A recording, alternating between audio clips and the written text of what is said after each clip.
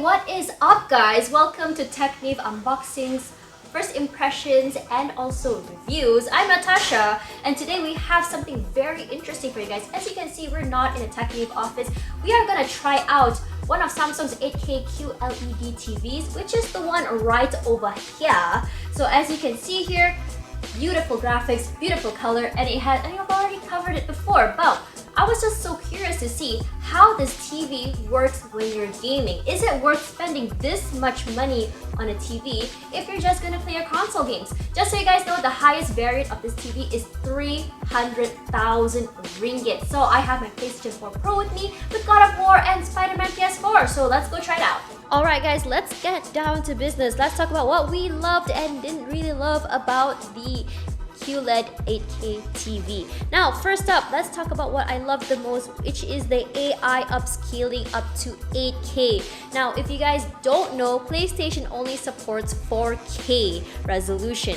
And what you see here on the screen is 8K upscaled resolution. Now, usually for most devices on the market, you can actually tell when something is upscaled. It doesn't actually look very, very nice.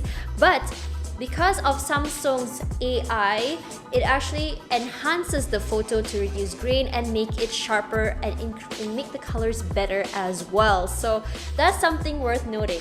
Next up, speaking of colors, this TV actually comes with HDR10+, which makes the colors and the pictures much better. Now, if you can see here on the screen, the contrast between the light and the dark is actually amazing. When I've gamed on my 1080p monitor, the brights just look way too bright. I can't see anything anymore when the light shines. And when it's dark, I cannot see anything anymore either. Now look at this footage between the 4K TV and the 8K TV. You can actually see the light, you can actually see the dark. The dark parts actually still emphasize all the detailing there. Now look at this God of War game. When you look at the sky, you can actually see the sky, you can actually see the rays of light as well as the clouds. I am absolutely in love. And the thing is, the graphics look so good. Kratos looked like he's a live man, ready to just jump through the TV and murder everyone for just looking at Atreus. Next up, let's talk about FreeSync. So FreeSync, the support actually is for consoles. It's made specifically for consoles because most consoles do support the AMD card. And also what makes this really good as well is if you bump it up from basic to ultimate. Ultimate actually makes it better by increasing the FPS so beautifully. I have never seen a more beautiful game, and Spider-Man has never looked even better. If you're like me and you're not really sure how to set your settings for a TV when you're gaming or watching movies or everything else in between, this TV does have auto game mode, which means that when you plug in your console, regardless if it's a Nintendo Switch, an Xbox One, or even your favorite PS4, the TV will already detect it and set the settings for the optimized performance when you game. Also, let's talk about audio. So audio on the TV itself is pretty good. It goes up to 100 and it is pretty crisp.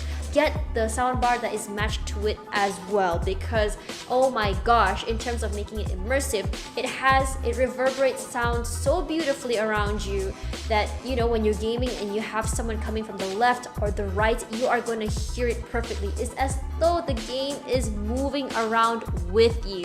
Now let's talk about input lag. So usually when you plug in your PlayStation to a TV, there's going to be some input lag when you're kind of moving around on your controller. The TV actually only comes with a 15.4 millisecond input lag, which when we tried out was barely even noticeable. You're not gonna notice it, and it actually moves pretty fast without any interference. So that's something you gamers need to know out there. And finally, if you guys love the aesthetics of minimalism, you guys hate cables, because you know I do. I hate dealing with cables. My cable management is awful. You are going to love the one invisible connection. If you guys don't know what that is, it is because the TV only comes with one connection and is made from a transparent cable to make your connection look even better. And what makes it even better is that all your cables from your PlayStation, from your Xbox, everything else between will be connected to your box, the TV box, which you can hide elsewhere. That's a good time.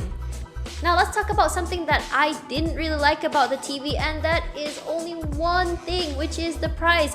Today's TV that we tried out is the 82-inch variant of the TV, and unfortunately it costs 100,000 ringgit. Oh my wow, that is a lot of money. Now the question remains here is, would you rather buy a car or would you rather buy a TV? The thing about, unfortunately for me, because I've got a taste of this 8K TV, I don't think I'll ever be able to go back to gaming on a 1080p monitor. What about you guys?